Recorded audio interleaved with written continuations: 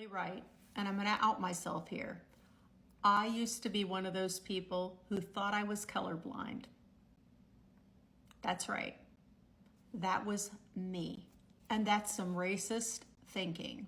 It's important for people who look like me and think like I do now to admit that maybe there was a time, or there was a time, when we thought like that. Me admitting that gives other folks who look like me the permission to admit it to themselves too. White folks, we have to educate ourselves and educate each other. It's our responsibility. Mary Rarick is a caffeine-addicted super connector who I found on TikTok, or who found my page. And we connected a couple of days ago over a brief TikTok that she did about colorblind, the term and the meaning of it. She is the former managing editor and digital communications consultant turned political activist. Leveraging her guilt and rage hangover from 2016, Mary stepped out of her introverted shell and began showing up at grassroots political events in 2019. Since then, she's learned that even when she's terrified, there's a huge payoff in showing up, making mistakes, and doing her best. Today, she communicates fearlessly to make connections, build trust, and be a catalyst for change.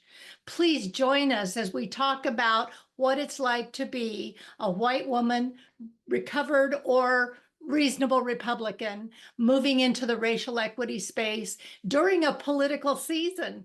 It's an interesting intersection that I hope you'll enjoy as much as we did. So tell us how you got started in TikTok, because I saw your TikTok 2 days ago about colorblind and caused me to reach out to you. And I'm so grateful that you're here on such short notice. So tell us about your journey. Well, I got to tell you, 2.5 years ago, my best friend told me, you need to be on TikTok. And I said, no, I feel like my mission is to elevate Black voices and Black women in particular, to elevate them. Who needs another old white woman talking, right? We've talked enough. And she looked at me, she's Black, and she said, Mary, there are certain things that can't be heard from somebody who looks like me. And certain people will only hear it when it comes from somebody who looks like you. So I told her, I'll give you 100 TikToks and we'll see if you're right. And I came back 100 days later and of course she's right. Of course she's right. If I say I'm going to promote smart Black women, why wouldn't I listen to them when they tell me what to do? I found that to be true too, in terms of, I can say white supremacy and to other white women and begin to have a dialogue that immediately gets shut down if it comes from a person of color. So, well, even from us, I mean, because I remember being that woman who didn't think, who heard the term privilege and thought, my dad died before my 4th birthday. We moved to a trailer park. We lived on Social Security. And then my mom remarried and we moved to this farm. It's a 4-room house with an outhouse. What do you mean privilege? I did not understand the term. And of course, it's overused and misused, but there are a lot of white women just like I was, who just don't understand the term, and you have to kind of break it down for them.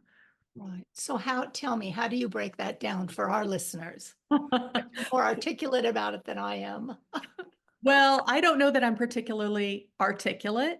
And I'll tell you, first off, one thing that I've learned is one of the things that holds white women in particular back, people who are raised like me in a conservative background, we were taught certain things: to be quiet, to not make waves, to be perfect. If we spoke about something, if we did anything, do it right or don't do it at all. My mom actually was a former nun before I was born.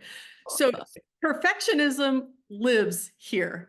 And those are the things I feel like that can hold us back. And it's only when we know that even if we don't know everything, we can talk about things as we're learning about them. And so that's really what I do a lot of, is I'll read a book and I'll say, oh my gosh, I'm a racist. I can say, I have racist thoughts. I was raised in a system that sets that up to perpetuate. And we have to acknowledge the racist systems that are around us Mhm. affect us, whether we like it or not. And certain systems that are in place that we don't even know about, laws that are in place that were in place for years, even recently, hair. I mean, it goes on and on. Where you live. I mean, my dad was a lawyer. So in 1968, when he bought a house in little Keokuk, Iowa, he saw the language in there that said, you're promising not to sell this to a Black person.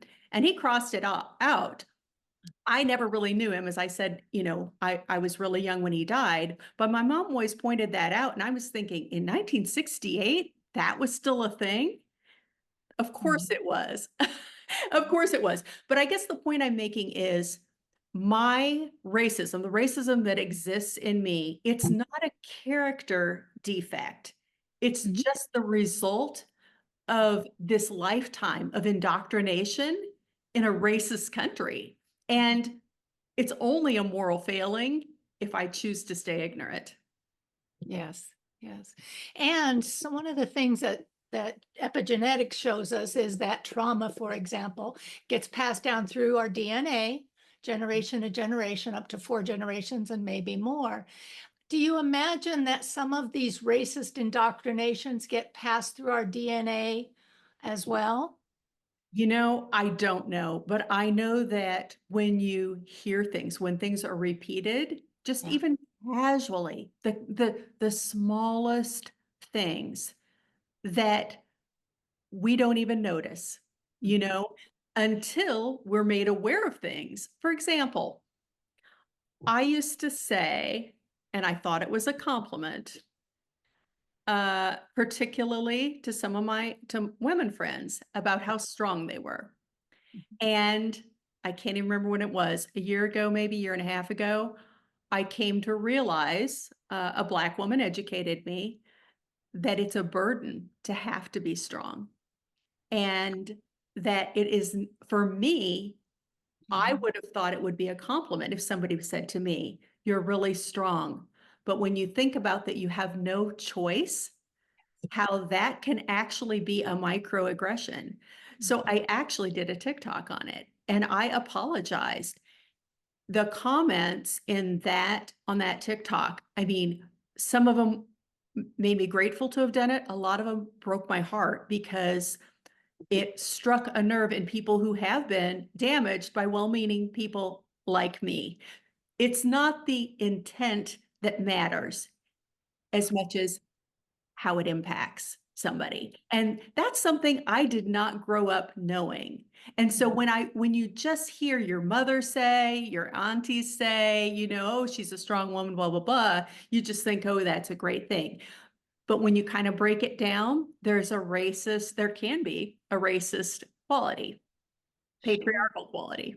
Right. Yeah. Right. So in this political cycle that we're in, and I've never been particularly political, however, the personal became political. We have a multiracial family, and this just became critical. And I have been talking to and reaching out to what I'm calling reasonable Republicans. I bill myself as a recovered Republican. About the 2020 cycle is when that shifted after a lifetime of straight presidential Republican candidates. And I think that because of the events of the day, reasonable Republicans, we see them coming out and talking more. Where are you on the continuum? Well, my first vote was for Ronald Reagan, Mhm. back in the day. I grew up, in a very conservative, in the middle of the country, in the middle of the state, and it was all I knew. It was what people were. It was what I was raised to be. That being said, I was also raised in a family that aspired to be highly educated, and the one thing you learn kind of quickly is that the more education you have, particularly around history and government and politics, just all of that, and the more critical thinking skills you develop, it causes you to pay a little bit of attention. Also, the more you hang out with people who aren't like you, that's Mhm. really helpful. I did a study abroad. Of course, it was in England, but still, there's that, and then traveling, getting to know people who weren't like me. Because when you live in this white conservative bubble and that's all you know, of course that's all you know. You just have this you're very insulated.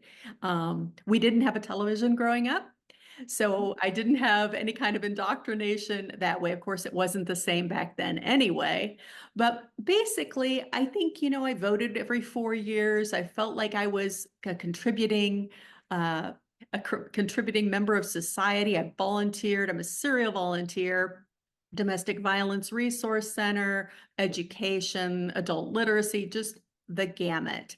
Um, but it was, I think, 2016 that really woke me up because um, I'm also an SA survivor. And so when he said, grab him by I just thought that's a deal breaker, right? I mean, for people who I know who are deeply religious, isn't that a deal breaker? But it was really disappointing to find out that it wasn't, and also to acknowledge I felt guilty and a lot of shame around not having done enough to impact that election. So that's kind of when I really moved more into activism, into doing something and actually speaking up. Right. And how has your family responded to that shift in you? Did they shift as well over My time? immediate family or my extended family, Either. either. Well, I would say, I'm an empty nester. So my Mhm. husband lives here with me in my condo in Portland, Oregon. Portland, Oregon is pretty well known to be a blue spot. Oregon itself is known to be blue. It's not really, it's very purple. Any rural areas, you're going to see a lot of signs for the failed former president. But right here, there's this blue bubble here. My husband has always felt, I mean, I'm speaking for him now, but this is my impression. It's not wanting to make waves, not wanting, you know what I mean? Kind of raised in that similar way. There's certain things you don't talk about, right? And one of the things I found most helpful has actually been TikTok. So he's been very supportive of me. He flew back to Iowa with me 2020. We knocked on doors for Pete Buttigieg right before the caucus. We were there in the room when Pete won. I think I sent you a picture. I mean, that was thrilling and amazing. Um, but it was me that was driving it, right? It was me because think about it. I'm the one impacted more by a lot of this, right? Than a tall, straight white man. And so I'm always trying to point that out. Well, let me go back to TikTok. It turns out the things that he thinks, oh, Mary, she just thinks these things or whatever. I now save TikToks into a folder called Corey. I'm gonna call him out. And at the end of the day, when we're having dinner together, I play them for him. Some of them are cat videos, but a lot of them are women saying things just like I say. And it helps to have it come from somebody else. And I think that is the power of our voices in speaking up. It's not just one person who says it. And oh, yes, Mary, and she's been impacted by all these things in her life. But there are other people who've also had similar experiences or different experiences, and they feel the same way. Mhm. Good. So that is an influential way. Instead of, and back in the day, we would leave a book on the back of the toilet. And now we give them an iPhone at dinner. That's exactly it. And you know what? It's like I say, the cat videos, it's kind of a spoonful of sugar situation. And certain ones I know are really heavy, and sometimes, you got to read the room as with any conversation. And some of them I might just kind of skip over. There's a person who does a whole series with her husband where she tells him facts. Things as simple as, when women could first get credit cards or own their own businesses, things like that. Or she'll read him something that's happening in the news. And Mhm. the shock and horror on his face, like, you know what I mean? Because he's a younger fellow. So, it's a little different age-wise, but even that, and my husband getting to see that and how other real men are reacting and that it's shocking to them too, because part of it is we're ashamed, right? A lot of Mhm. us, and I'm sure straight white men have to feel some sort of culpability here, right? Because right now, we are a generation of people calling them out. So Mhm. it helps to see I'm not the only one. And it's, of course, it's not all men, but that's, you know how, you know where that goes. So I would never assume to call myself an ally. I feel like that is a Mhm. term that somebody honors you with. And I feel like all I can do is my best and speak up and admit when I make mistakes and when I'm called out. And Mhm. sometimes, by the way, people call me out and I don't think it's warranted.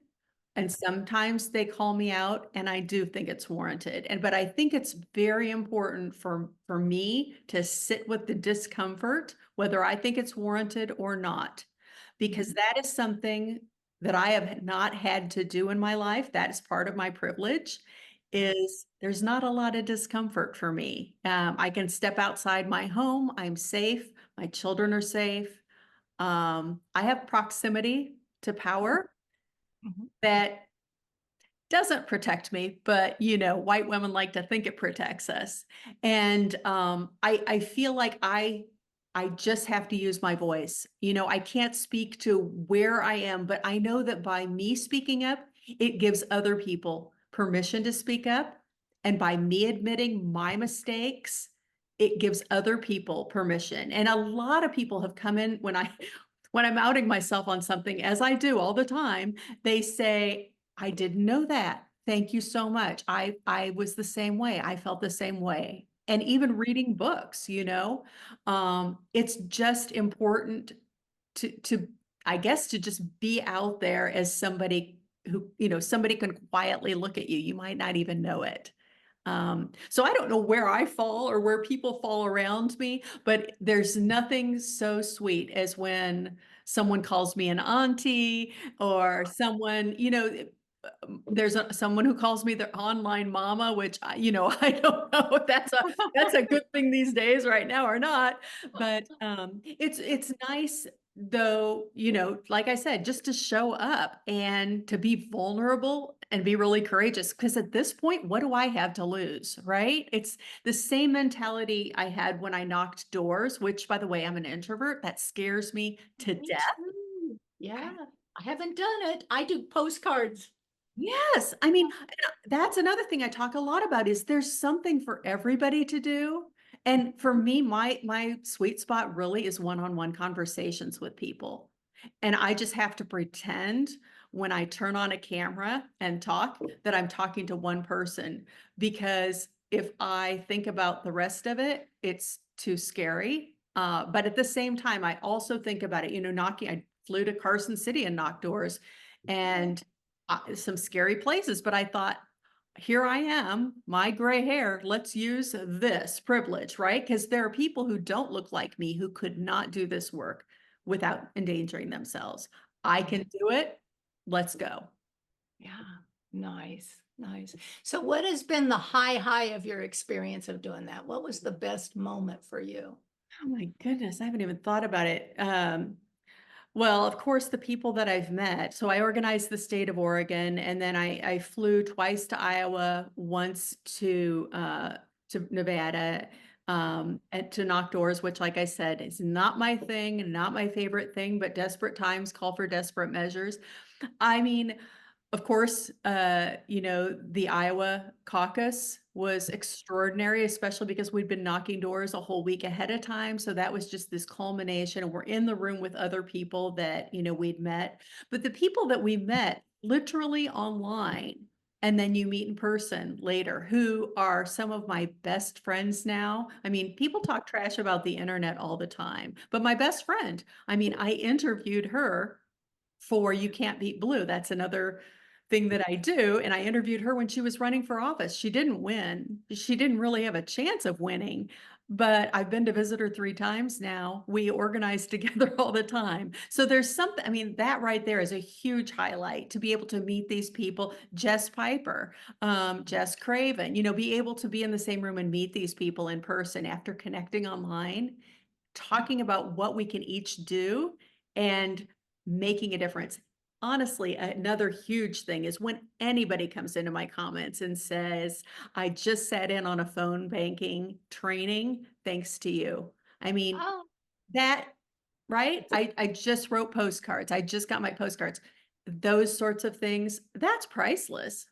when I came on January 1 with One Voice Evolving, and I came to Facebook, which was my home base at that time, to run an ad and start the process and start a page because of the term racial equity.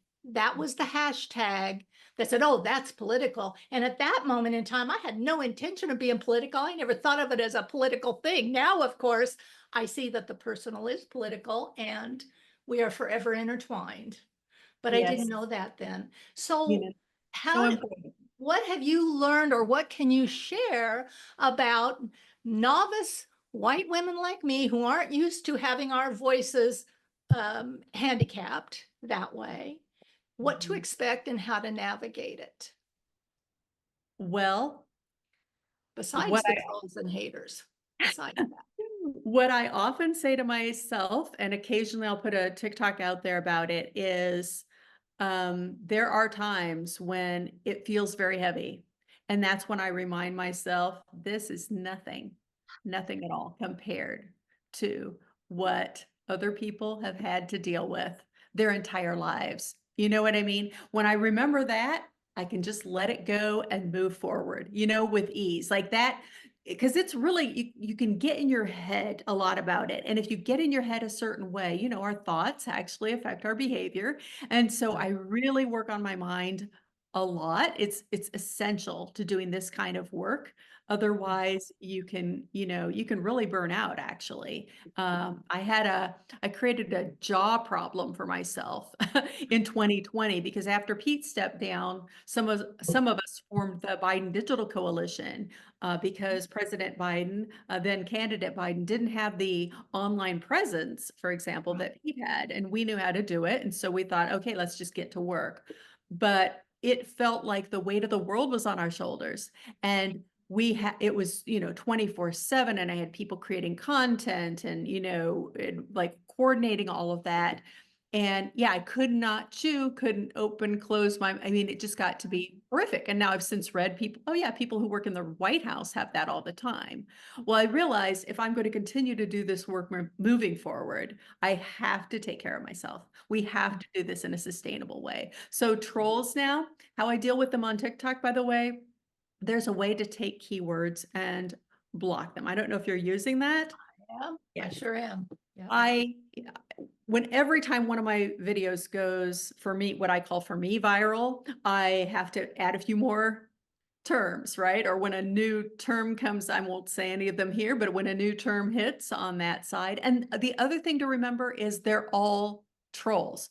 They're trolls and they're paid. And you can tell when there's no money and nothing's happening. And you can tell when they've been instructed, this is what you need to do. And it's a couple of guys in their basements operating many, many accounts, all the things that are put in place to keep you and me off of there, right? They've managed to get through those. They have many accounts, and you can tell the profile names are the same. The video, they only have 2 videos posted. It's posted to private, you know what I mean? All that. And they always post the same responses. Yeah. And so when you think about it in those terms, those aren't real people. They're just what they are. They're paid Russian operatives or whatever. Meh, then that's nothing because we know there are more of us than them. We know that even for people who aren't voting the same way that we will vote, that most of us want the same thing for our children. Most of us want the same thing for our families. We want them to be safe. We want them to be educated. We want them to be better off than we are, right? And so when you think about it in those terms, then it's easy to move forward. Right, right. Okay. So I always ask my guests for if you've got two or three resources you would recommend, or whether books or, and if Okay. not, Okay. Well, on the topic of racism, I just finished Sundown Towns, which was shocking. I mean, I grew up in Illinois, and Illinois is the focus of that book, it turns out. Who knew there were more sundown towns in the North than in the South? What? Like there, I just learned so much. Before that, I read The Color of Law, also fantastic. That's on the subject of racism. Another resource that is incredible is on Fridays. They're a group that my best friend is part of, has a weekly call. It's called the Friday Power Lunch.